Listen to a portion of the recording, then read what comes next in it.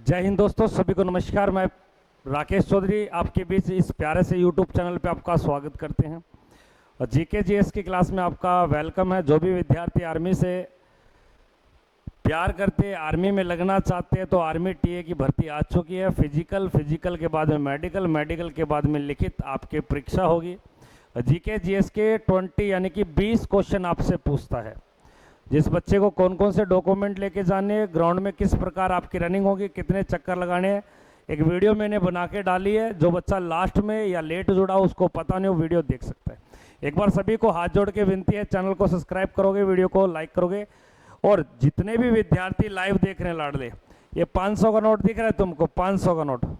अगर जिस बच्चे ने 50% लगातार सही बता दिए, 500 रुपये उस बच्चे के अभी क्या बताने पे ले लियो।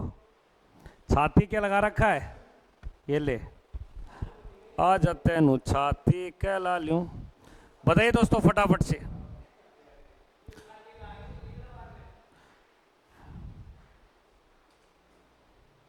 प्रश्न क्या दिया गया कि ब्रिटिश काल के अंदर, जब ब्रिटिश भारत पे राज करते थे, तो ब्रिटिश काल में बंबई प्रेसिडेंट, जैसे आज आपके एमपी क्षेत्र, लोकसभा क्षेत्र, विधानसभा क्षेत्र, उस समय आपके बंबई प्रेसिडेंस, तो ये बंबई प्रेसिडेंस में आने वाले क्षेत्रों के नाम बताने। कौन कौन से क्षेत्र आते थे। वर्तमान में अलग अलग राज्यों के संभाग के नाम आते हैं। एक बार कमेंट करेंगे, बंबई प्रेसिडेंट के अंदर आने वाले क्षेत्रों के नाम कौन कौन से। ऑप्शन में दिया गया कोणार्क, पुणे, नासिक और ये सभी। तो ब्रिटिश काल के समय याद रखना, जब संविधान सभा का गठन करने से पहले, जब ब्रिटिश भारत पे राज करते थे, तो यहाँ पर आपके BR अम्बेडकर ने भी चुनाव जीता। तो कोणार्क, नासिक और पुणे, ये सारे शहर इसमें आते हैं। एक बार जितने भी बच्चे मुझे लाइव देख रहे हैं, चाहे ऑफलाइन देख रहे हैं, वो आज वाले प्रश्न लिखना जरूरी है। इंपॉर्टेंट क्वेश्चन है, और दिन नहीं बोलता, लेकिन आज मैं आपको क्यों बोल रहा हूँ, इंपॉर्टेंट क्वेश्चन। हाँ विष्णु, हो जा शुरू। विष्णु क्या, वो भी लिख बेटा। सर प्लीज ओडिशा से इंग्लिश से क्वेश्चन करवाओ। भाई बायलैंग्वेज में अभी करवा नहीं सकता, क्योंकि मेरे पास ऑफलाइन के बच्चे बैठे हैं, इसलिए मैं ऑनलाइन और ऑफलाइन दोनों को साथ लेके चलता हूं। इसलिए मैं ऑफलाइन पे और हिंदी मीडियम पे ज़्यादा ध्यान देता हूं लाडले। देखो कोणार्क जो वर्तमान में इस क्षेत्र का नाम क्या है, गोवा। जो नासिक और पुणे क्षेत्र है, ये वर्तमान में कौन से एरिया के क्षेत्र है, महाराष्ट्र के। तो कई बार ये भी प्रश्न आ जाता है कि वर्तमान में कोणार्क कौन सा क्षेत्र है, तब आपको गोवा बताना है। और नासिक, पुणे किस राज्य के हिस्से हैं, तो आप क्या बोलोगे सर, महाराष्ट्र के। कई बार आपसे प्रश्न इतना पूछ लेता है कि जो नासिक शहर है, इस नासिक शहर में क्या कुंभ व महाकुंभ का मेला भरता है। तो याद रखना दोस्तों, भारत में 4 जगह पर कुंभ व महाकुंभ के मेले भरते हैं। 4 जगह में, एक इलाहाबाद, एक आपके हरिद्वार, एक आपके उज्जैन और एक आपके ये नासिक। नासिक किस नदी के तट पे बसा हुआ है, तब याद रखना गोदावरी। नासिक शहर किस नदी के तट पे बसा हुआ है, गोदावरी। नासिक में सर्वाधिक उत्पादन किस चीज का होता है, याद रखना अंगूर, और प्लस में आपके प्याज। तो आपने सुने होंगे ना कि सीकर मंडी के प्याज आ गए, नासिक मंडी के प्याज आ गए। तो भारत में सबसे ज्यादा प्याज उत्पादन करने वाला राज्य भी कौन सा है, महाराष्ट्र। भारत में सर्वाधिक अंगूर का उत्पादन करने वाला भी राज्य कौन सा है, महाराष्ट्र। एक छोटा सा प्रश्न बता दो मुझे कि महाराष्ट्र की ऑफिशियल कार्यकारी भाषा का नाम क्या है। ऑप्शन में हिंदी है, ऑप्शन में गुजराती, ऑप्शन में कोंकणी और ऑप्शन में मराठी। कोंकणी कहाँ की पड़ेगी लाडले, गोवा की। गुजराती गुजरात की, मराठी महाराष्ट्र की, और हिंदी भारत के 9 राज्यों की कार्यकारी भाषा है। बिल्कुल शानदार उत्तर लगाया है। अगले प्रश्न को देखोगे सभी बच्चे क्या दिए, बाल गंगाधर तिलक। इसके बारे में अक्सर पेपर में पूछा जाता है कि बाल गंगाधर तिलक को क्या बोलते हैं, तो याद रखना लोकमान्य। क्या बोलते हैं, लोकमान्य। और इस बाल गंगाधर तिलक ने एक नारा भी दिया, वो नारा पेपर में फंसा देगा कि नारे का नाम क्या था कि सब राज्य मेरा क्या है, जन्मसिद्ध अधिकार है, मैं इसे लेके रहूंगा। बाल गंगाधर तिलक ने सन 1916 के अंदर याद रखना पुणे के अंदर होम रूल लीग की स्थापना की। अब पेपर में कई बार पूछता है कि होम रूल की स्थापना करने वाले लोंडे का नाम क्या था? लोकमान्य बाल गंगाधर तिलक। लोकमान्य बाल गंगाधर तिलक ने आपके पत्रिकाएं लिखी, एक का नाम मराठा और एक का नाम केसरी। मराठा को जो लिखा वो याद रखना अंग्रेजी भाषा में, किसमें? अंग्रेजी भाषा में। जबकि केसरी को जो लिखा वो कैसी भाषा में लिखा? मराठी भाषा में। तो कई बार पेपर में फंसा देता है कि बाल गंगाधर द्वारा लिखी गई केसरी नामक पत्रिका किस लैंग्वेज में लिखी गई है? तो आप क्या बोलोगे? मराठी में। और जो मराठा लिखा वो किस में लिखा है? अंग्रेजी में। बाल गंगाधर तिलक की कौन कौन सी पत्रिका है? तो याद रखना उपयुक्त सभी, यानी कि दोनों ऑप्शन बिल्कुल राइट है। लाइक शेयर करते चलेंगे सभी बच्चे। जो भी चैनल पे नए बने चैनल को सब्सक्राइब भी करेंगे लाडले। शानदार आपके लिए सेशन चला है और आप पता नहीं कहां भाग रहे हो। डर के कभी भी समुद्र की वो क्या हो यार, वो भूल गया मैं।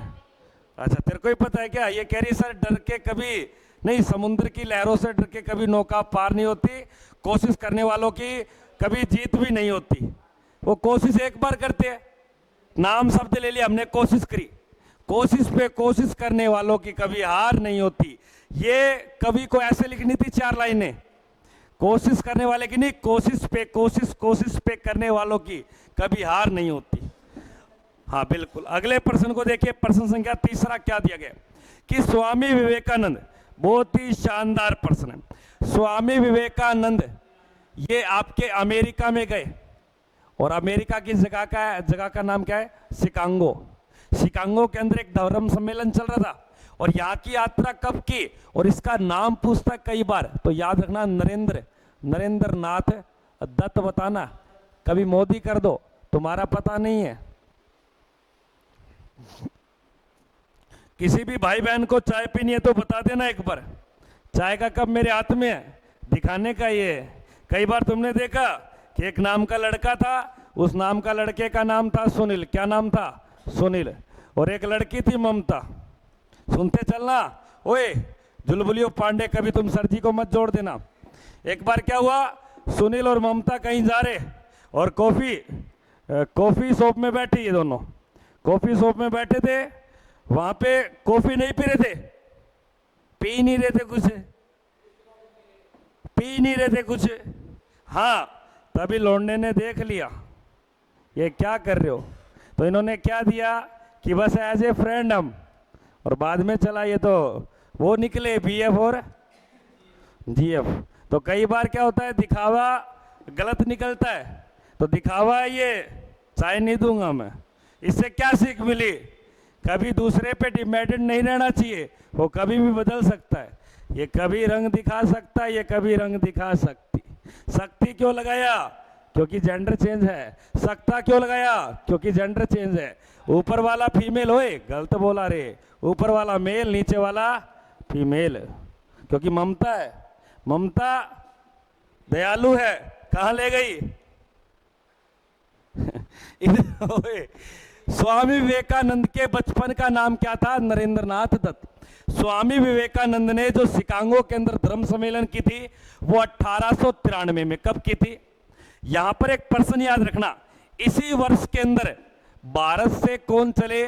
महात्मा गांधी। और कहां पहुंच गए? दक्षिण अफ्रीका। तो पेपर में कई बार यह प्रश्न आता है कि हमारे महात्मा गांधी दक्षिण अफ्रीका कब गए? तो भी याद रखना 1893 में। कब गए थे? 1893।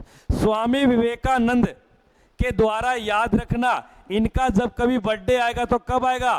12 जनवरी को, और उस दिन बनाएंगे बिल्कुल युवा दिवस, यूथ डे। सर चाय पी लो वरना मक्खी पी जाएगी। क्या ऐसे कैसे मक्खी ले लेगी? जब तुमको नहीं दिया, मक्खी बड़ी चीज है क्या? एक झटके में पेल दूंगा साली को। इधर आ जाओ। अब क्या दिया गया प्रश्न में कि राष्ट्रपति भवन का डिजाइनर कौन था? हमारे राष्ट्रपति भवन के अंदर बहुत सारे कमरे हैं, 340 रूम है इसके अंदर। अवेलेबल नहीं है रूम, कुछ भी बोला जाता है रे, ये रूम रेंट पे थोड़ी मिलता है। राष्ट्रपति भवन का डिजाइनर कौन था? राष्ट्रपति भवन ऐसे एक टेढ़ी मेढ़ी पहाड़ी जाती, इस पहाड़ी को बोलते अरावली। क्या बोलते? अरावली। और अरावली की यहाँ पर एक जो पहाड़ी है उसको बोलते हैं रायसीना। क्या बोलता? रायसीना। रायसीना की पहाड़ियाँ, और रायसीना की जो पहाड़ियाँ हैं वो कहाँ पे? दिल्ली के अंदर है। और इसके अंदर एक खूबसूरत बिल्डिंग बसा, उस बिल्डिंग का नाम क्या? राष्ट्रपति का झोपड़ा, राष्ट्रपति का भवन। और इस राष्ट्रपति के भवन को बनाना नहीं, डिजाइन दिया, ऐसा मॉडल बनाया कि ऊपर जाके छत को खुला खुला करूंगा, पूरी वादियां दिखती। और नाम क्या मिलता? Admin Lutyens. इधर आजा, इधर आजा, इधर आजा, इधर आजा, इधर आजा। लोंडा पूछ रहा है गुरुजी 340 कमरे बना रखे हैं, पर राष्ट्रपति तो गुरुजी एक बेड के कमरे पे ही लेट सकता है, तो ये बाकी 339 रूम क्या करते? जब तेरे जैसे चिलगोजे जाते, मंत्री लोग जाते, अलग अलग मीटिंग होती, किसी रूम में सामान रखा, किसी रूम में प्रोजेक्टर बना, किसी रूम में कोई मिशन चलता, किसी रूम में कोई बिल तैयार होता, और किसी रूम में टूरिस्ट को दिखाया जाता कि ये राष्ट्रपति यहाँ बैठता था, यहाँ चाय पीती। ये पहले वाले का था, ये दूसरे वाले का था, ये यहाँ आई थी प्रतिभा पाटिल। हाँ, तो याद रखिए। आपके अगले प्रश्न को देखिए क्या दिया गया कि वह मुगल शासक जिसका मूल नाम जरूरुद्दीन मोहम्मद था। अब ये प्रश्न बच्चे गलत बताएंगे। ऑप्शन में हुमायूं, ऑप्शन में बाबर, ऑप्शन में जहांगीर, ऑप्शन में औरंगजेब। चाय तो ठंडी हो गई, जब तुमने जन्म लिया उसी दिन चाय ठंडी हो गई थी। ये प्रशांत नाम का लौंडा है, मेरे को चाय दे गया 15 मिनट पहले और बोलता है गुरुजी आपकी चाय ठंडी हो गई। अरे तूने जिस दिन जन्म लिया था उसी दिन चाय ठंडी हो गई थी मेरी। तो मेरे ऊपर यहाँ कलंक बना हुआ है। तो छाती के ऊपर सांप बैठा है ऐसे फन तान के, या तो हट भी नहीं रहा या फन भी नहीं मार रहा। पहले तो एक रूम में पूरा खानदान रह लेता था। हाँ चंचल, बड़ी गांव की लौंडिया लगती है, पूरा ध्यान रखती है। हाँ, तो जहरुद्दीन मोहम्मद जो नाम था वो याद रखना बाबर का। और एक पर्सन कई बार पूछा था बाबर को किसका संस्थापक बोलते हैं? बाबर को किसका संस्थापक? तो याद रखना बाबर ने किसकी नींव रखी थी? तो आप बोलोगे सर मुगल वंश की। और मुगल वंश की नींव बाबर ने कब रखी? 1526 में। और बाबर की मृत्यु कब हुई? कई बार ये प्रश्न पूछ लिया जाता है। बाबर की जो मृत्यु है वो 1530 में हुई थी। और बाबर का मकबरा कहाँ पे बना हुआ है? मकबरा तो याद रखना काबुल में। अब सुनना मेरी बात, बाबर ने जब मुगल वंश की नींव रखी तो बताते हैं मुगल वंश से पूर्व कौन सा वंश था? तो आप बोलोगे सर लोधी वंश। कौन सा वंश था? और लोधी वंश का लास्ट लोंडा कौन था? इब्राहिम लोधी। कौन था भैया? इब्राहिम लोधी। ओए सिकंदर के ताऊ इधर आजा। जहांगीर के बचपन का नाम याद रखना सलीम। और औरंगजेब को बोलते जिंदा पीर। आगे देखिए, मुगल शासक, बहुत ही शानदार प्रश्न है। मुगल शासक बाबर ने भारत पर आक्रमण किया 1519 से 1530। आक्रमण करना कर दिया, लेकिन बाबर ने गद्दी कब बनाई अपनी? 1526 में। और पूछ रहा है कि उस समय विजयनगर और कर्नाटक साम्राज्य में किस वंश का अधिकार था? जब बाबर लड़ाई कर रहा था तो दक्षिण भारत में एक क्षेत्र था विजयनगर साम्राज्य, और इस विजयनगर साम्राज्य की जो स्थापना की थी, इस संस्थापक कौन था? तो याद रखना हरियर व बुक्का। हरियर व बुक्का। और कब? 1336 में। लेकिन बाद में इसे किस नाम से जाना गया? संघ वंश के नाम से। अरे आजा यार, तुम मच्छर है क्या? क्या हो गया वंशी? ऊपर रख दिया मैंने पेन। लाली इसको पेन देख। अगले प्रश्न को देखिए क्या दिया गया कि अजमेर की स्थापना किस राजवंश के द्वारा करवाई गई है? अजमेर के बारे में प्रश्न फंसता है एग्जाम में। अजमेर को लिखना राजस्थान का हृदय। और इसको बोलते हैं राजस्थान के अंडों की टोकरी। और अजमेर के बारे में सुनना, अजमेर के अंदर अढ़ाई दिन का झोपड़ा। और ये झोपड़ा किसने बनाया? कुतुबुद्दीन ऐबक के द्वारा। अजमेर के अंदर एक जगह पड़ती है जिसका नाम है पुष्कर। और सुनना, इस पुष्कर में एक ऊंट मेला भरता है, ऊंट मेला। तो पूरे भारत का सबसे बड़ा ऊंट मेला किस जगह लगता है? अजमेर, पुष्कर। तो वही तो पढ़ा रहा हूं लाला। तेरा ध्यान किधर है? इधर तेरी अंजलि नहीं है। कई बार बोला तुझको पढ़ाई पे ध्यान दिया करे। अजमेर बोल रहा हूं फिर भी लौंडा बोल रहा है सर पुष्कर तो अजमेर में है। तो ये अजमेर लिखा है या अंजलि लिखा है? तूने आगे के 2 अक्षर पढ़ लिए, तूने ध्वनि वगैरह भूल गया। पीछे ली भी है, अंजलि भी है पीछे। इसको एज है दिखता है तो अंजलि दिखती है। सूबेदार सही बोला था, ये इंसान बेकार है। ये हाथ से निकल गया सूबेदार। ये कैसा चेला बना है? चेला कम सांप ज्यादा लगता है ये। तो याद रखना, आपके चौहान वंश के द्वारा अजमेर शहर की, या अजमेर किसके द्वारा बसाया गया? चौहानों के द्वारा बसाया गया। पृथ्वीराज चौहान, अर्णोराज चौहान, अजयराज चौहान, ये सारे चौहान ही चौहान रहे। रुक जा, अब इसमें पूरा ड्रिल बिठाएगा। इधर आजा, चंदेल वंश। वर्ष 1914 के अंदर शिमला कन्वेंशन से संबंधित एक मैकमोहन लाइन का संबंध तिब्बत के साथ बनाया गया। यानी कि एक इधर देश पड़ता है, इस देश का नाम है आपके चीन। क्या नाम है? चीन। और इधर एक देश पड़ता है भारत। क्या पड़ता है? भारत। यहां पर एक लाइन बना दी। इस लाइन के ऊपर तो जो क्षेत्र है उसका नाम है तिब्बत। क्या नाम है? तिब्बत। और इसके नीचे का जो राज्य उसका नाम है अरुणाचल। क्या नाम है? अरुणाचल। तो कई बार पूछा जाता है कि जो मैकमोहन रेखा है ये किन 2 देशों के बीच है? तो बोलना भारत और चीन। मैकमोहन रेखा किन 2 राज्यों क्षेत्रों के बीच है? तिब्बत और अरुणाचल प्रदेश के बीच।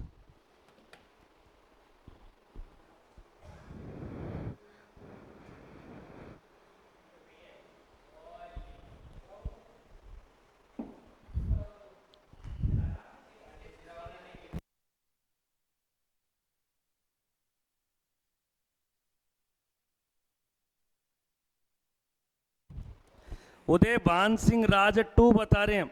2 क्या है? 1 2 का 4 या 2 का 4? ये देखिए अरुणाचल प्रदेश। अगले प्रश्न को देखिए क्या दिए, संसद के संयुक्त सत्र। अब कई लोंडे सोचते हैं सर सत्र का मतलब क्या है? सत्र का मतलब होता है बैठक। क्या होता है? अब बैठक। अगर बैठक ना जाने तो नाम होता है अधिवेशन। क्या नाम होता है? अधिवेशन। अगर संसद का मतलब लोकसभा और राज्यसभा, इन दोनों को क्या करना है? एक साथ बिठाना है। एक साथ तो ऐसे ही नहीं बैठेंगे, कोई ना कोई तो बात होगी। जब लोकसभा के अंदर या राज्यसभा के अंदर कोई बिल पास हो रहा है लेकिन दूसरा सदन उसको पास नहीं कर रहा, तो तब राष्ट्रपति इन दोनों को बुलाता है, दोनों की जॉइंट मीटिंग करवाता है, संयुक्त सत्र। और ये जो संयुक्त सत्र की बात है, ये जो बात है ये कहां से ली है? तो याद रखना ऑस्ट्रेलिया से। ये मैंने लिखा है संविधान के स्रोत के अंदर, ऑस्ट्रेलिया से। संयुक्त सत्र का उल्लेख अनुच्छेद 108 में किया गया। तो कई बार प्रश्न में आता है कि संसद में जब कभी लोकसभा राज्यसभा बैठेंगे तो ये किस आर्टिकल में बताई गई है? 108 में। लेकिन इनकी अध्यक्षता का मतलब होता है इन बैठक को संभालेगा कौन, मेन लीडर कौन है? तो याद रखना लोकसभा अध्यक्ष। लोकसभा अध्यक्ष इसकी क्या करेगा? अध्यक्षता। यह बात याद रखना अनुच्छेद 118 में है। इतना हार्ड मत लिखना। अगर प्रश्न आ जाए कि लोकसभा राज्यसभा की जब एक साथ बैठक होती है संयुक्त अधिवेशन, तो इसके अधिवेशन की अध्यक्षता करेगा लोकसभा अध्यक्ष। ये बात किस आर्टिकल में दी गई है? 118 में। जबकि संयुक्त बैठक की चर्चा किस में दी गई है? 108 में। संयुक्त बैठक में कौन कौन बैठेगा? लोकसभा और राज्यसभा। एक छोटा सा प्रश्न है, लोकसभा और राज्यसभा में ऐसा कौन सा सदन है जो समय से पहले भंग हो सकता है? बिल्कुल, और जो कभी भी भंग नहीं होता। इनमें से कौन सा सदन है जिसे उच्च सदन बोलते हैं? इन जो भंग नहीं हो रहा वो उच्च है, बड़ा है, स्थायी है। राज्यसभा। इनमें से कौन सा सदन संसद का पहला सदन है? लोकसभा। संसद का दूसरा सदन। इनमें से कौन से व्यक्ति का कार्यकाल 6 वर्ष का होता है? इनमें से किस व्यक्ति का कार्यकाल 5 वर्ष का? लोकसभा का सदस्य 30 में या 25 वर्ष में? 25 में। जबकि राज्यसभा का 30 वर्ष में। नंबर ऐसे आए हैं तेरे 32। ढंग से पढ़ती बढ़ती है नहीं, बातें कितनी करवा लो। देखिए क्या दिया। वर्ष 1947 में जब भारत स्वतंत्र के समय ब्रिटिश सरकार प्रधानमंत्री कौन थे? तो ब्रिटेन के प्रधानमंत्री का नाम बताना है जब 1947 में भारत स्वतंत्र हुआ। करे भाई, लाइक शेयर करेंगे, चैनल को सब्सक्राइब भी करेंगे। शेयर करी थी क्लासें 15 अगस्त 1947 को। तो याद रखना आपके सर विस्टन चर्चिल। देखो जब भारत छोड़ो आंदोलन हुआ था तब ये आपके विस्टन चर्चिल था। तो इसका राइट होगा आपके एटली, रिचर्ड एटली। उस समय भारत ब्रिटेन के प्रधानमंत्री थे। इस ब्रिटेन की राजधानी कौन बताएगा मुझे? ब्रिटेन की राजधानी का नाम है जर्मनी। अच्छा अच्छा, कई बार पेपर में बता दिया मैंने। ब्रिटेन बोलो, चाहे ग्रेट ब्रिटेन बोलो, चाहे इंग्लैंड बोलो, यूनाइटेड किंगडम, तो याद रखना उसके लिए क्या बतानी पड़ेगी? लंदन। लंदन किस नदी के किनारे है? तो कुछ भी नहीं करना, आपको सीधा सा बोलना है टेम्स नदी। अगर टेम्स ऑप्शन में नहीं होता तो इसको क्या बोलोगे? थेम्स नदी। लंदन शहर बहुत ही शानदार शहर है।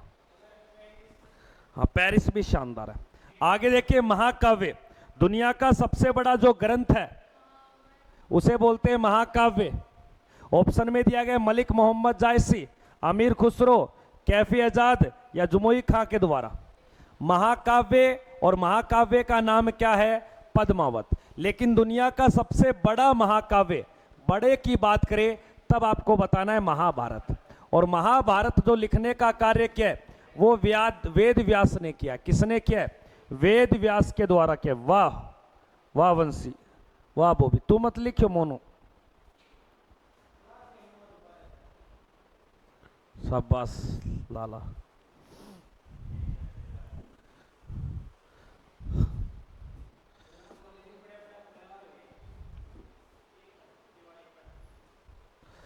हाँ, तो इसका राइट तो होगा मलिक मोहम्मद जायसी के द्वारा। अमीर खुसरो, अमीर खुसरो को क्या बोलते? तोता, तोता ए हिंद। तोता हिंद किस व्यक्ति का उपनाम है? अमीर खुसरो का। अगले प्रश्न को देखिए, कौन सी? मलिक मोहम्मद जायसी। भारतीय राष्ट्रीय ध्वज के डिजाइनर। आपने ध्वज देखा होगा, इस प्रकार का ध्वज मिलेगा। इस ध्वज के ऊपर कई प्रश्न बनते हैं। प्रश्न क्या बनेंगे?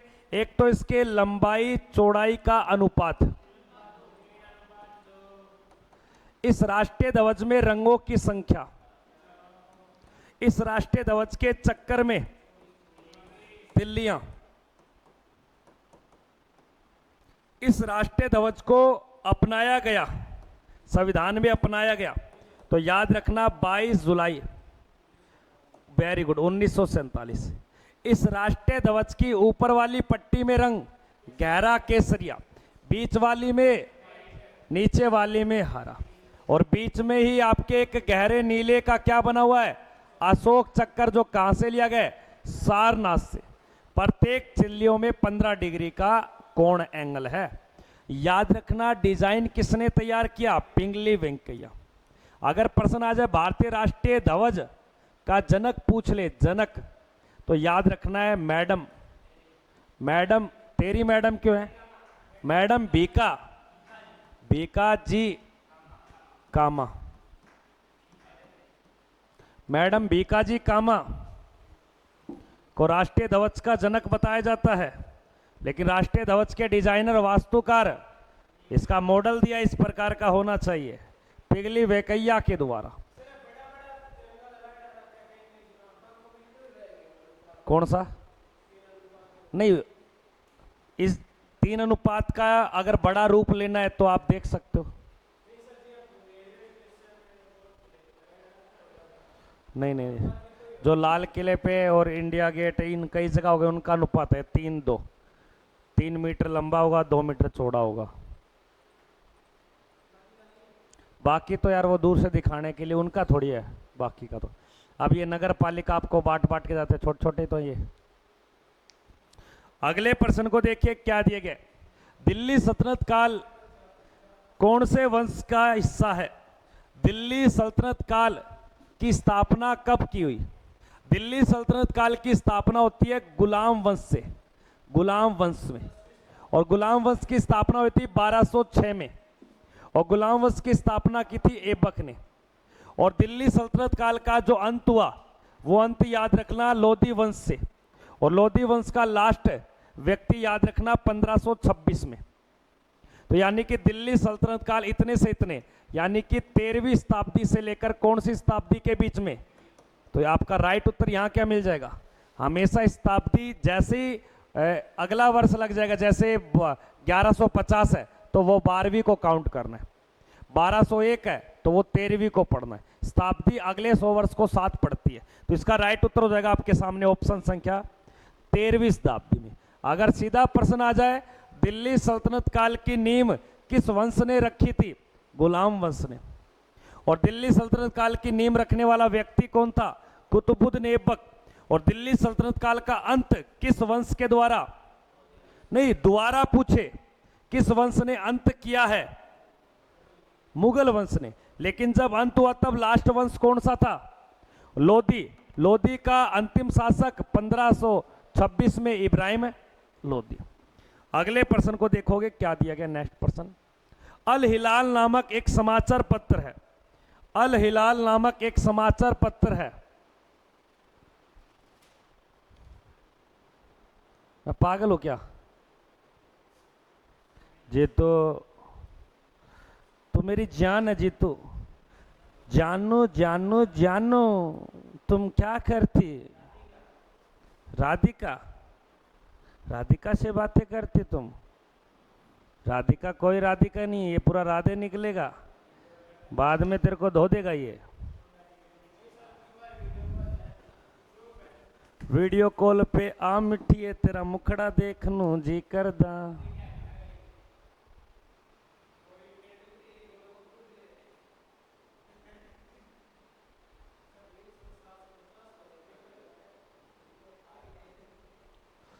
यहां तो कोई दिक्कत है क्या? अल हिलाल नामक एक साप्ताहिक, साप्ताहिक क्या है? समाचार पत्र है, जो किस भाषा में आता था? उर्दू में। और इसको प्रकाशित किया था 1912 के अंदर। और इसका जो राइटर है वो याद रखना आपके मौलाना अबुल कलाम आजाद। और इस मौलाना अबुल कलाम आजाद को ही बोला देश का प्रथम शिक्षा मंत्री। और इस मौलाना अबुल कलाम आजाद की जो जयंती आती है वो याद रखना 11 नवंबर को। और उस दिन बनाते हैं राष्ट्रीय शिक्षा दिवस। लाडले शिक्षक दिवस अलग है। अगर शिक्षक की बात करेगा वो 5 सितंबर को है। और उसके लिए लोंडा याद रखना है डॉक्टर सर्वपल्ली राधाकृष्णन, उसके लिए अलग याद रखोगे।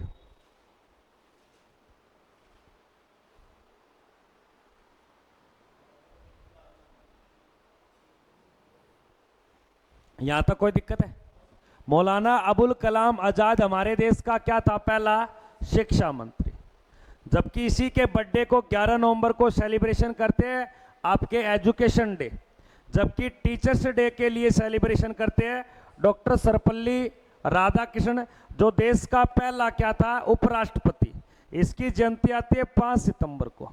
अगले प्रश्न को देखिए, कॉमन इन चीजों को देखते हैं।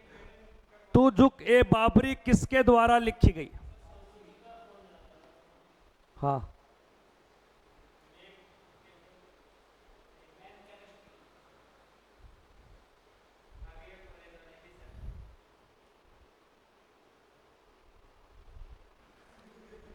घबरा गया बंदा यार, नाम लिया जब यार। तुझुक ए बाबरी ग्रंथ किस भाषा में लिखा गया है? ऑप्शन में फारसी, तुर्की, अरबी, हिंदी। अल हबीबी तुम क्या करती? पूजा की जानू। अब पूजा की जानू तो मुझे पता नहीं है। वर्षा विश्नोई गुड मॉर्निंग सर, नमस्कार गुड़िया नमस्कार। अब इधर उत्तर देने का कार्य करेंगे। तुझुक ए बाबरी को बोला जाता है बाबरनामा। क्या बोलते हैं? बाबरनामा। और बाबरनामा जो लिखने का कार्य किया, ये स्वयं किसने किया है? बाबर ने किया है। और ये लिखा गया आपके तुर्की भाषा में। किस में लिखा गया? जबकि याद रखना, बाबर ने किसकी स्थापना की? मुगल वंश की। लेकिन मुगल वंश की दरबारी दरबारी दरबारी जो भाषा थी उसका नाम क्या है? फारसी। बंसी, दो बात पूछ लो आपसे, अगर प्रश्न आ जाए इस मुगल वंश के कुल शासक कितने थे? कुल शासक, कुल शासक इस मुगल वंश का समय क्या था? बंसी पागल है या मैं पागल हूं? अकबर, जहांगीर, औरंगजेब, शाहजहां, मोहम्मद सारंगीला, शाह आलम, बहादुर शाह जफर, बहुत है ये। याद रखना टोटल कितने थे? 18 में से प्रथम बताएगा मोनू और अंतिम बताएगा मोनू। हाँ मोनू। प्रथम बाबर, बिल्कुल। अंतिम है बहादुर, बहादुर शाह जफर मुगल शासक। अंतिम अंतिम मुगल बादशाह बहादुर शाह जफर, जिसे बहादुर शाह सेकंड कहा जाता है। और इसको अंग्रेज पकड़ के रंगून ले गए। बड़ा शायरी बाज था ये, बहुत। बाबर, कुल 18 शासक, दरबारी भाषा फारसी, और समय रहा था 1526 से लेकर जब कौन सी क्रांति, जिसके बाद इसको कहां पकड़ के ले गए? रंगून। तब से मुगल साम्राज्य खत्म हो गया। कब? 1857। तो इसका राइट उत्तर होगा तुर्की भाषा। अगले प्रश्न को देखिए क्या दिया गया। अनहैप्पी इंडिया, दुखी भारत। दुखी भारत नामक जो रचना है वो किस व्यक्ति के द्वारा लिखी है? ऑप्शन में लाला लाजपत राय, लाल कृष्ण आडवाणी, महादेवी वर्मा या ज्योतिबा फुले के द्वारा। आप बताइए। ये चारों बंदों के नाम लिखिए। जीतू बना, तू पेंटिंग बना, उधर राधिका की फोटो बना दियो, बालों को खुला छोड़ दियो, ठीक है? बटा कोई चीज हो, पेंटिंग में माहिर है। ये बाल मैं फाड़ दूंगा एक दिन में। हिलार हो रहा है ऐसा मुंडी। एक वो ऊपर से उस्तरा लेके और ब्लेड लेके आ, इसकी गंजी टाट करता हूं।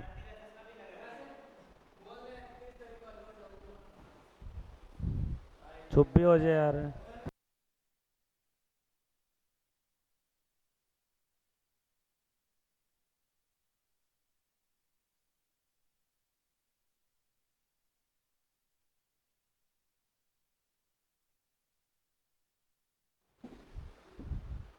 हाँ बहुत बढ़िया, बहुत सुनो बोलियो बेटा, बहुत सुनो, बहुत ही सुनो बोलियो। ये जाम जो दाई बोली के करो राखे कुछ बात ही बना गई हो। 3 स्कूल बतेड़ा जीतिए का। ज्योतिबा फुल्ले के द्वारा एक पुस्तक का नाम है गुलामगिरी। और महादेवी वर्मा की पुस्तक का नाम है यामा। और लाल कृष्ण आडवाणी की पुस्तक का नाम है माई कंट्री, माई लाइफ।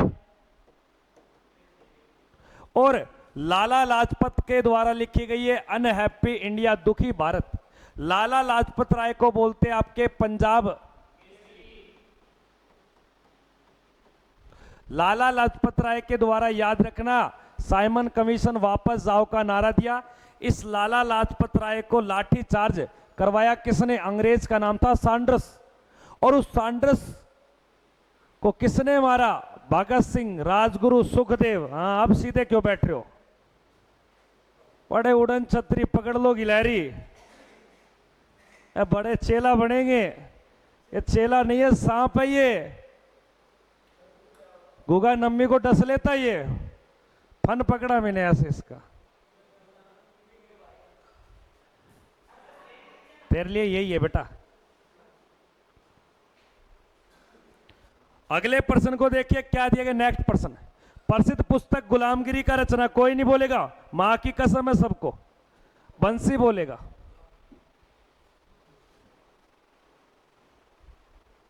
तुम्हारा लीडर, तुम्हारा नेता राकेश चौधरी को वोट देना रे।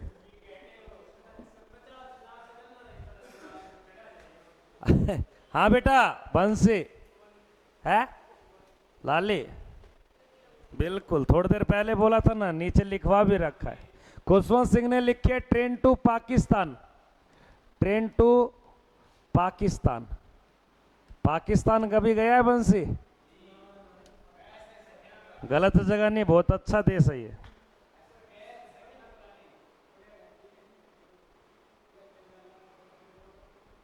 गिलहरी को देखते ही भाग जाती है गुरुजी।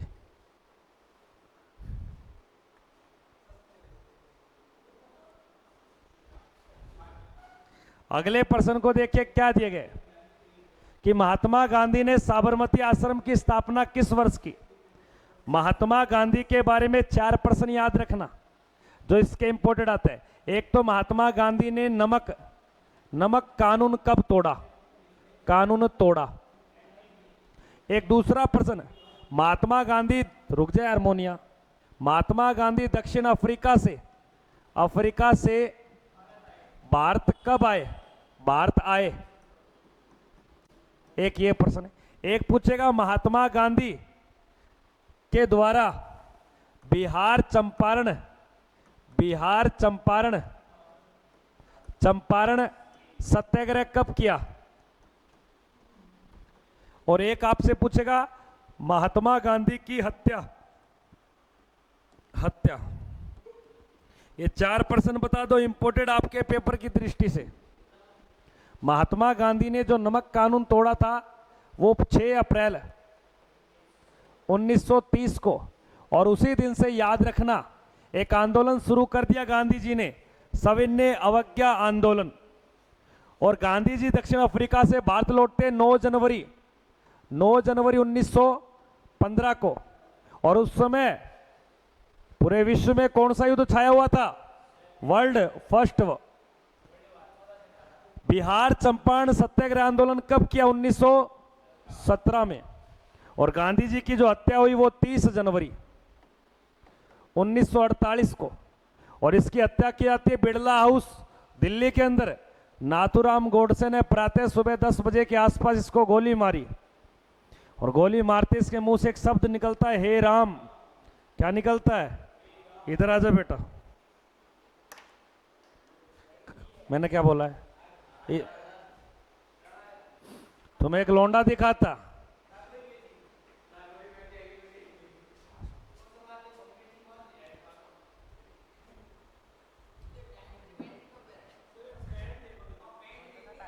सीधा हो जाओ, बिल्कुल सीधा हो जाओ। तुमको ये लौंडा दिखता है कितना सुंदर लौंडा है। तेरा मेरा तो तालमेल ही नहीं मिल रहा। मैं काला तू धोला। एक बार क्या हुआ, यमराज काम में बिजी था, कई काम करने थे एक साथ। इमरजेंसी नारायण आ रहा, बीच बीच में इसकी फाइल दे रहा बीच बीच में। गलती से इसको लड़का बना दिया, निक तो फाइल पूरी लड़की की बन रही थी। शकल देख लो, कहीं से लगता है लड़का। एक बार हमारा जीतू धोखा खा गया। जैसे इसने एंट्री ली अकेडमी में, बोला लड़की आई है, तो थोड़ा सा उससे दूर रहा कर, आदमी बेकार है वो। जा। तो याद रखना, साबरमती आश्रम की स्थापना महात्मा गांधी ने 1916, अगर ना ऑप्शन मिले तो इसको कंप्लीट किया गया था 1917 में। तो इसका राइट उत्तर होगा 1916, अहमदाबाद गुजरात, जिसे अटल आश्रम भी कहा जाता है वर्तमान में। अगले प्रश्न को देखिए क्या दिखे। गांधी इरविन, एक तो महात्मा गांधी और अंग्रेज का नाम है आपके लॉर्ड इरविन। इन दोनों के बीच में एक समझौता होता है जिसे गांधी इरविन समझौता बोलते हैं। और यह समझौता कब किया गया, ऑप्शन में दिया गया है वर्ष 1925, वर्ष 1934, वर्ष 1929, वर्ष 1931। गांधी इरविन समझौता किस वर्ष किया जाता है? गांधी इरविन जो समझौता है लाडले, वो 1931 को, और इसी 1931 में लंदन में गांधी जी ने दूसरे गोलमेज सम्मेलन में हिस्सा लिया। तो कई बार प्रश्न आता है कि सर गोलमेज सम्मेलन कुल कितने हुए, और तीनों लंदन में हुए, एक तो 1930 में, 31 में और 32 में। लेकिन गांधी जी ने कौन से में लिया हिस्सा? तो प्रश्न आता है कि महात्मा गांधी ने किस गोलमेज सम्मेलन में ही हिस्सा लिया? दूसरे 1931 में। उस समय कौन सा समझौता किया गया? देख लिया मैंने लाडले, देख लिया।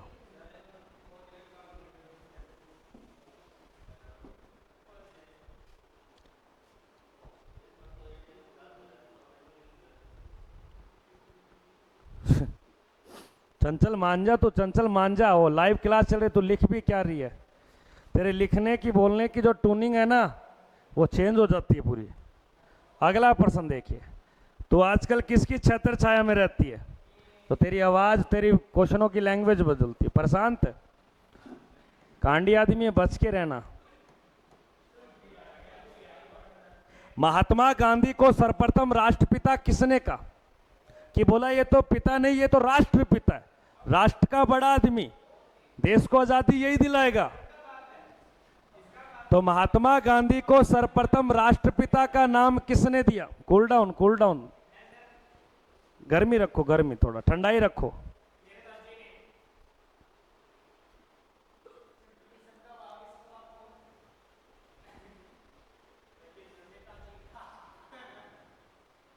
याद रखना, सरदार वल्लभ भाई पटेल ने इसे नाम दिया था क्या? कोई विशेष नाम नहीं है इसका, लेकिन बापूजी, पंडित जवाहरलाल नेहरू ने, बापूजी की अगर बात की जाए, बापू नाम किसको दिया है? याद रखना, नेताजी सुभाष चंद्र बोस ने।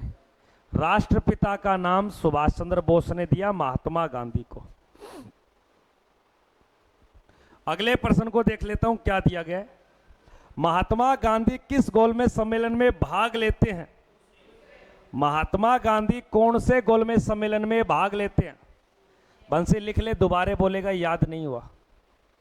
कई बार क्या प्रश्न आता है, गोलमेज सम्मेलन पहला, गोलमेज सम्मेलन दूसरा, गोलमेज सम्मेलन तीसरा, इस तीनों में भाग लेने वाला, तीनों में भाग लेने वाला याद रखना BR।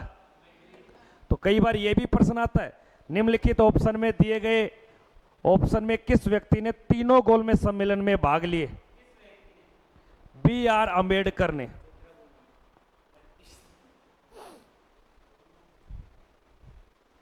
और BR अंबेडकर की मृत्यु स्थल को बोलते हैं क्षेत्रभूमि, जैसे महात्मा गांधी के समाधि स्थल को बोलते हैं राजघाट। 14 अप्रैल को इसकी मृत्यु थोड़ी हुई है, जन्म इसका जयंती है।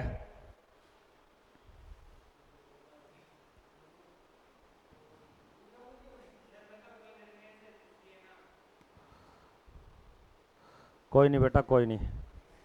अगले प्रश्न को देखिए, तो इसका राइट उत्तर हो जाएगा सेकंड गोलमेज सम्मेलन। अब इतना बता दे बंसी, इधर देख, कोई मत बोलना।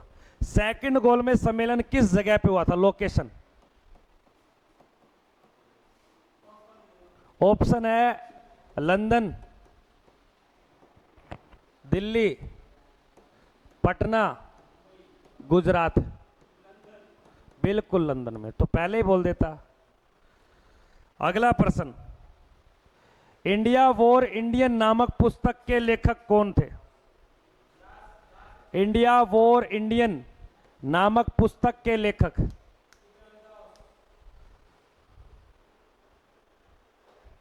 सर कॉल आ गई अभी, हाँ कोई दिक्कत नहीं, आ जाती है, आ जाती है।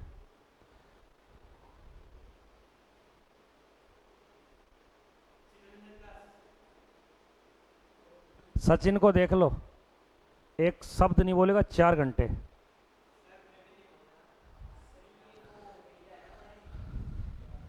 चित्तरंजन दास, जिसे देश देश बंधु बोलते, क्या बोलते हैं, देश बंधु। और इसी चित्तरंजन दास ने 1 जनवरी 1923 को इलाहाबाद के अंदर, इलाहाबाद में क्या की थी, स्वराज पार्टी। तो स्वराज पार्टी की स्थापना किसने की, चित्तरंजन दास, और इसके साथ एक दोस्त और था जिसे सचिव बनाया गया, मोतीलाल नेहरू। कहां पे की, तो इसका राइट उत्तर,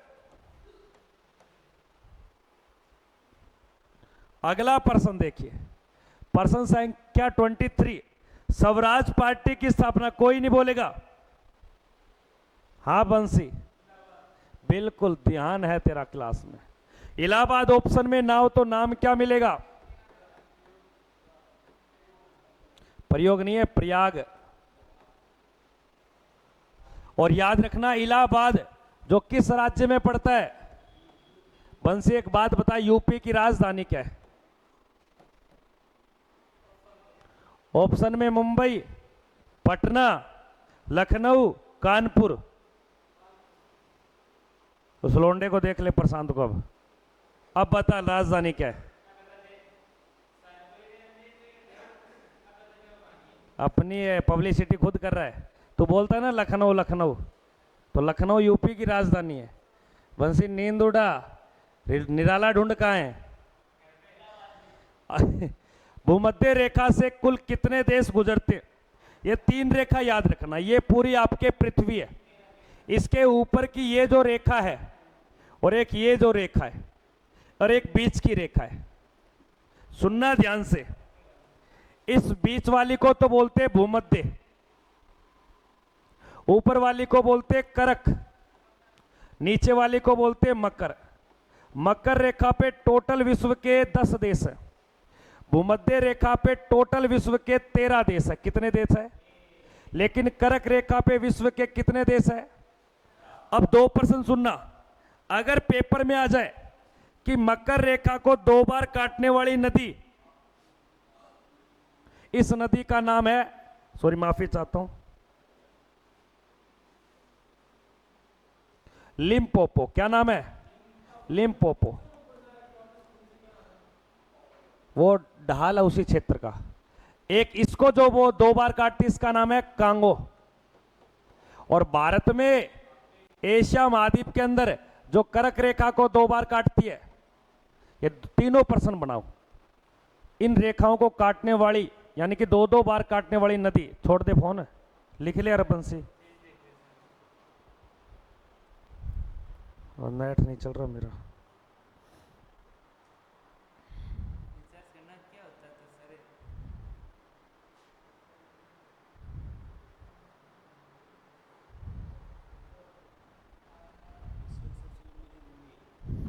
विश्व की सबसे लंबी नदी यहां ऑप्शन में नहीं है।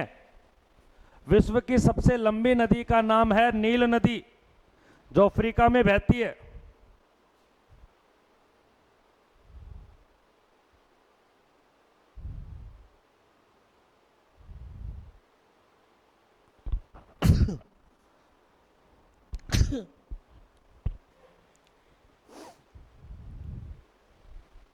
इसका राइट उत्तर हो जाएगा ये, और इन ऑप्शन में लिख देना।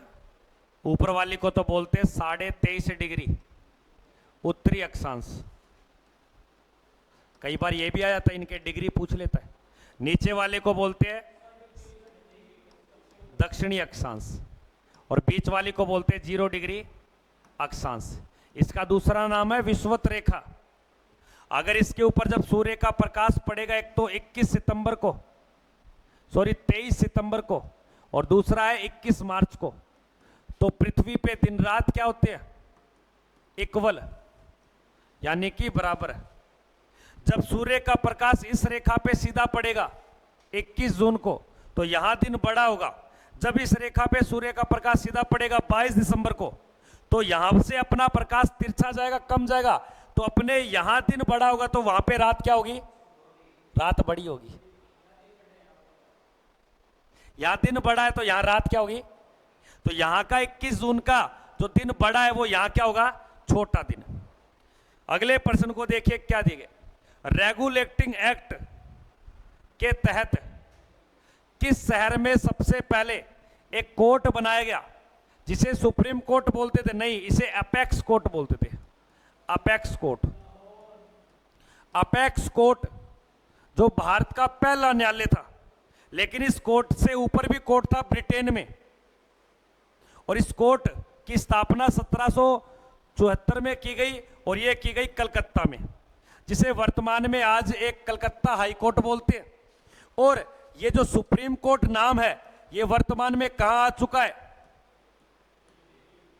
तो देश का सबसे बड़ा जो कोर्ट है उसका नाम सुप्रीम कोर्ट है, जो सबसे पहले कलकत्ता में स्थापित हुआ था।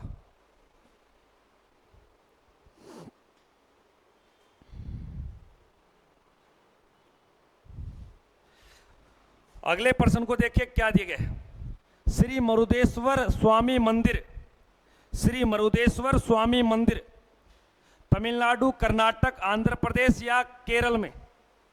श्री मरुदेश्वर स्वामी मंदिर भारत के कौन से राज्य में पड़ता है? बिल्कुल राइट उत्तर है आंध्र प्रदेश। इस आंध्र प्रदेश के बारे में 2 प्रश्न सुनना। आंध्र प्रदेश का पहला, यहां की जो कार्यकारी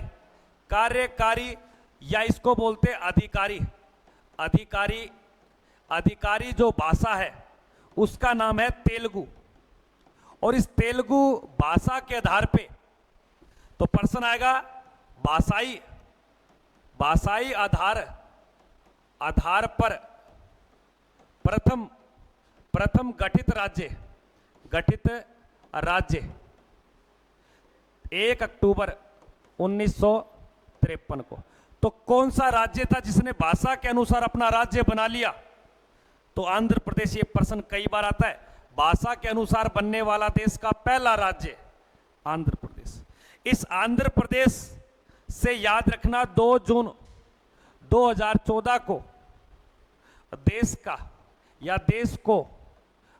को एक नया राज्य दिया, और उस राज्य का नाम क्या है? तेलंगाना। तो कई बार प्रश्न आता है तेलंगाना राज्य किस राज्य से अलग किया गया? आंध्र प्रदेश से।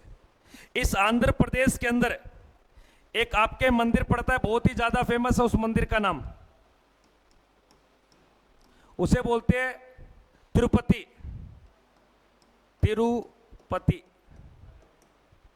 बालाजी। इस आंध्र प्रदेश के अंदर एक क्लासिकल डांस होता है जिसे शास्त्रीय नृत्य बोलते हैं। उस शास्त्रीय नृत्य का नाम है कुचिपुड़ी। आंध्र प्रदेश में सर्वाधिक होता है आपके एक तो तंबाकू और एक प्लस में आपके हल्दी।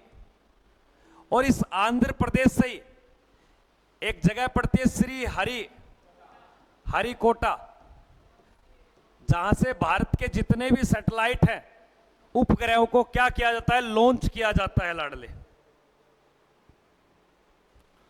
कोई दिक्कत है यहां तक?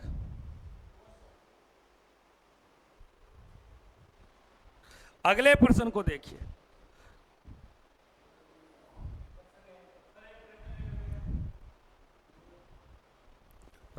है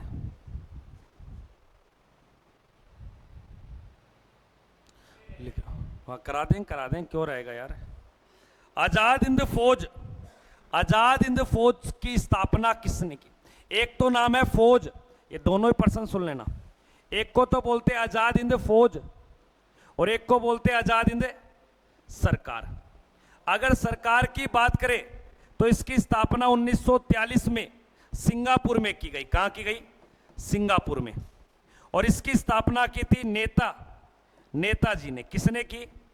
नेताजी ने। नेताजी मतलब समझ गए? सुभाष। लेकिन फौज की स्थापना 1942 में हुई और ये कहां पे की गई थी? टोक्यो। और टोक्यो तो पता ही आपको। इसकी स्थापना की थी रास बिहारी बोस ने। तो आजाद हिंद फौज की स्थापना किस वर्ष होती है?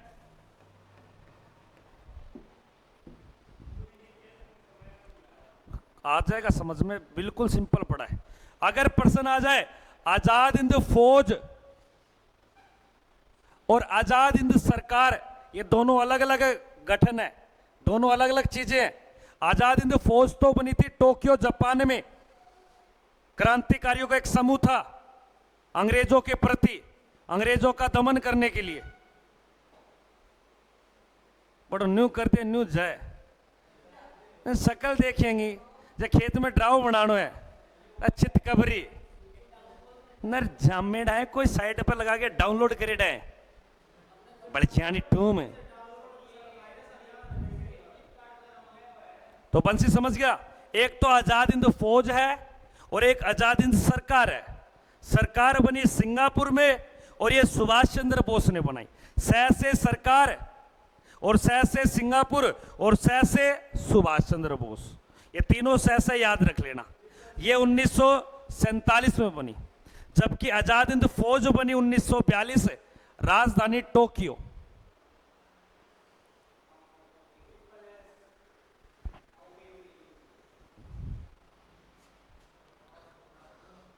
अगले प्रश्न को देखिए, संयुक्त राष्ट्र संघ सुरक्षा परिषद, संयुक्त राष्ट्र संघ सुरक्षा परिषद, एक को बोलते चीन, एक को बोलते रूस, एक को बोलते ब्रिटेन और एक को बोलते फ्रांस और एक को बोलते अमेरिका। अगर ये पूछे तो ये तो कितने देश है? 5 देश है। क्या ये? और ये कैसे देश है? स्थायी देश है। और अस्थायी देश पूछे तो वो टोटल कितने हैं? 10, जो कितने वर्ष के लिए चुनते हैं। तो इस प्रश्न में 2-2 बातें अलग अलग हो गई। अब बन से एक बात बता, कोई नहीं बोलेगा इस सुरक्षा परिषद के कुल सदस्य कितने? बिल्कुल राइट उत्तर। कितने सदस्य? 15 में से स्थायी कितने हैं और अस्थायी कितने हैं? स्थायी देशों के नाम याद रखना, कॉपी में लिखो, बढ़िया प्रश्न है, बहुत अच्छी बात है। दादा लिख ले, कोई कॉपी लगा ले, डंकी आ रहा है। इधर आजा, मैं कोई इधर आजा, मैं कोई इधर आजा, मारूंगा मैं। इधर इधर इधर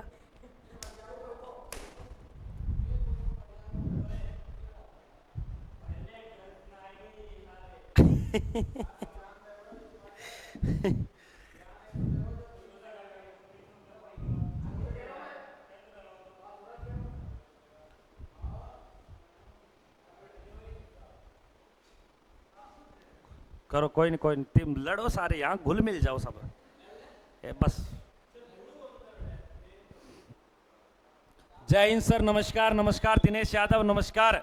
इनका कार्यकाल कितने वर्ष का? अब कई बार प्रश्न आता है सुरक्षा परिषद कौन से संगठन का हिस्सा है? संयुक्त राष्ट्र, जिसको बोलते हैं यूएनओ। अब कई बार प्रश्न आता है सर इस सुरक्षा परिषद का अन्य नाम क्या है, इसे और किस नाम से पुकारते हैं? तो याद रखना, इसे दुनिया का पुलिसमैन बोलते हैं। क्या बोलते हैं? पुलिसमैन। दुनिया का पुलिसमैन किसे बोला है? सुरक्षा परिषद को।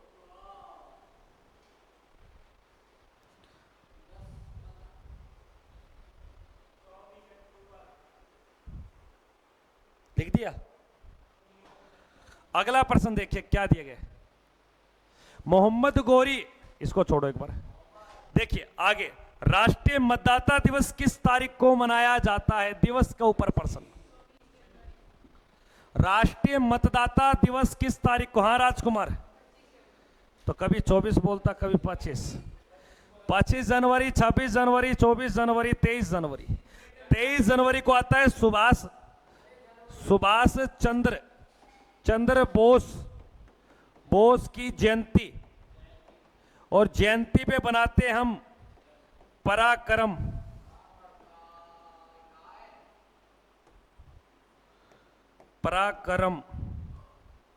सॉरी माफी चाहता हूं, पराक्रम दिवस। और 24 जनवरी को बनाते हैं राष्ट्रीय बालिका,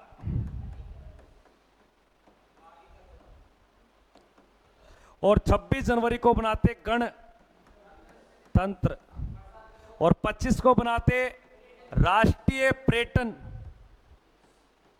और प्लस में मतदाता दिवस। लिखो ये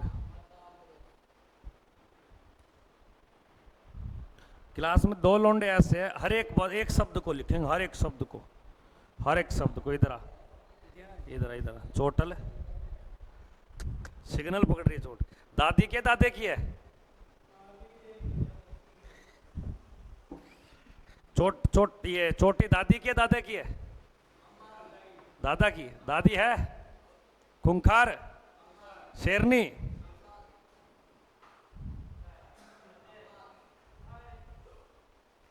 डोकरा की अम्मा तो अभी है। अगले प्रश्न को देखिए। ज्ञानपीठ पुरस्कार से सम्मानित प्रथम भारत का पहला नागरिक। ज्ञानपीठ वाक्य में सुनना, भारत का सबसे बड़ा नागरिक, माफी चाहता हूं, बड़ा साहित्य क्षेत्र का पुरस्कार।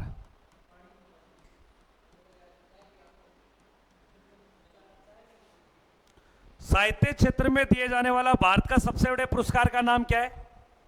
इस पुरस्कार में नगद 11 लाख रुपए। इस पुरस्कार की स्थापना 1961 में इस पुरस्कार को सबसे पहले वितरण किया गया, यानी कि यह सम्मानित किया गया 1965 में। और 1965 में यह सबसे पहले मलयालम भाषा के अंदर मिला था। किसे? याद रखना, जी शंकर ग्रुप को।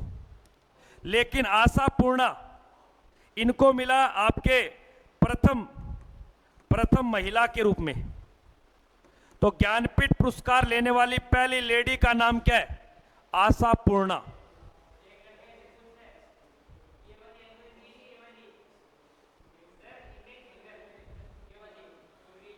हाँ, ये भाई अनफिट हो जाओगे आप, अनक्वालिफाई।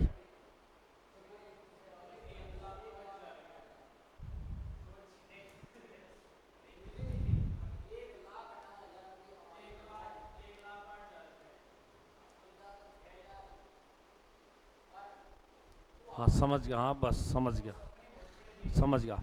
हीरालाल जे कानिया के बारे में याद रखना, सुप्रीम कोर्ट का प्रथम न्यायाधीश, या बोल सकते हो जज, मुख्य जज। अगले प्रश्न को देखिए क्या दिया गया। प्रथम भारतीय पनडुब्बी का नाम बताइए।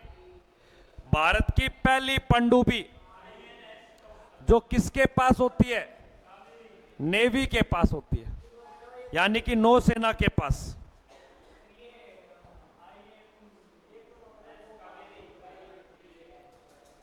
बिल्कुल याद रखना, INS अरिहंत।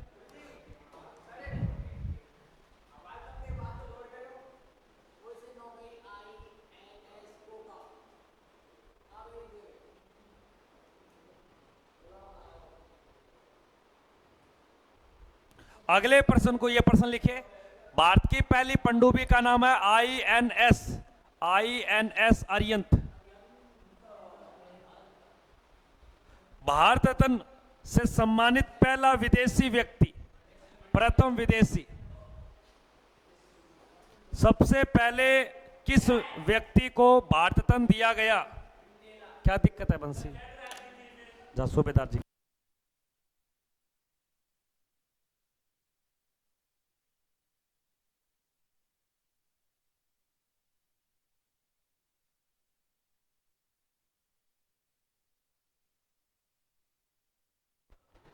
चेटने ऐसे लगता है पता नहीं दोहरा आ गया इसको। हाँ, तो विदेशी व्यक्ति टोटल कितने हैं? खान अब्दुल गफ्फार को मिला था 1987 में, और नेल्सन मंडेला को मिला था 1990 में। तो पहला पूछे तो नेल्सन मंडेला, अंबे गफ्फार खान, और दूसरा पूछे तो क्या बताओगे? Nelson Mandela. ये दोनों लिखिए। खान अब्दुल गफार कहां का था? पाकिस्तान का। जबकि नेल्सन मंडेला कहां का था? दक्षिण अफ्रीका का। इसे दक्षिण अफ्रीका का गांधी भी कहा जाता है।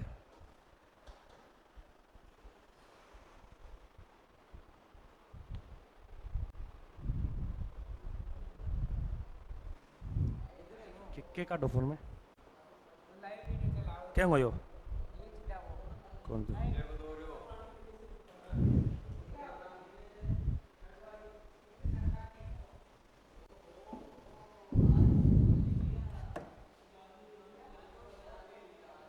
अरे और ही जानू का ये एक लोंडे का ले रखा है। अगले प्रश्न को देखिए क्या दिया गया। इंग्लिश चैनल को तैरकर पार करने वाली भारत की पहली महिला का नाम। अगर यहां महिला की बजाय पुरुष ले पुरुष तो याद रखना मिहिर।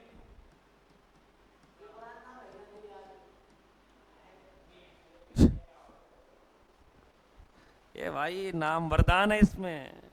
अंजलि शाह।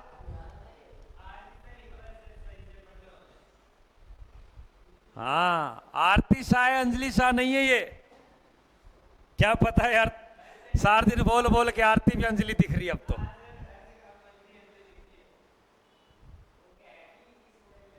कोई दिक्कत है यहां तक? अगले प्रश्न को देखिए क्या दिया गया। श्री होलेश्वर स्वामी मंदिर भारत के किस राज्य में? यह अच्छा प्रश्न है। हाँ भाई राजकुमार। आंध्र प्रदेश, कर्नाटक, तेलंगाना या उड़ीसा? इनमें से सबसे नया राज्य कौन सा है बंसी? नया राज्य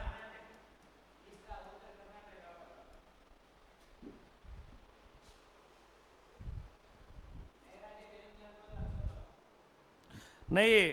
टेरिटोरियल आर्मी के अंदर गर्ल्स नहीं जाते, ओनली फॉर बॉयज जो 18 से 42 वर्ष की एज में है।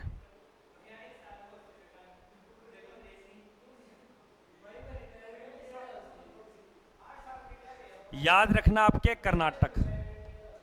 नया राज्य कौन सा है? तेलंगाना। 36 नंबर प्रश्न है। हैदराबाद का जुड़वा नगर कौन सा है?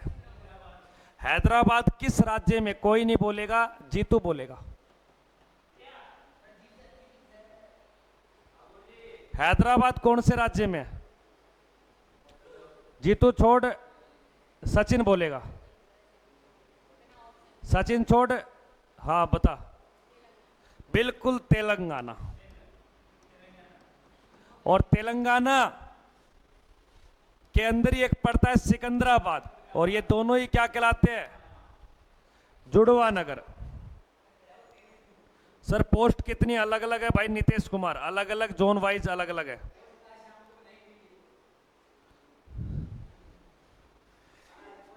अगला देखिए, किस पड़ोसी देश में भारत की सबसे लंबी सीमा सटी हुई है? चीन, पाकिस्तान, नेपाल, बांग्लादेश। सबसे लंबी जो सीमा लगी है वो याद रखना 4096.7 किलोमीटर की। तो याद रखना इसका राइट उत्तर हो जाएगा।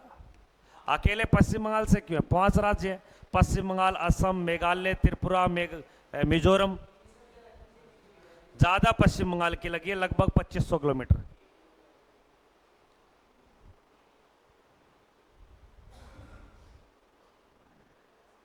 हाँ, सबसे कम सीमा, अगर छोटी या कम सीमा बोले तो अफगानिस्तान के साथ है 106 किलोमीटर की। काबुल जिसकी कैपिटल है।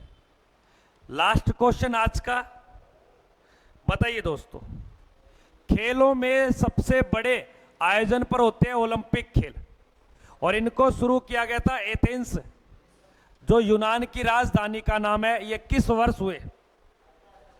ये 1896 में। और ये पीछे कब हुए? लास्ट 2000 और 24 में कहां हुए? बंसी इतना बता दे, 1896 में ओलंपिक खेल किस जगह हुए थे? ऑप्शन क्या दो यार, जब लिख रखा यार।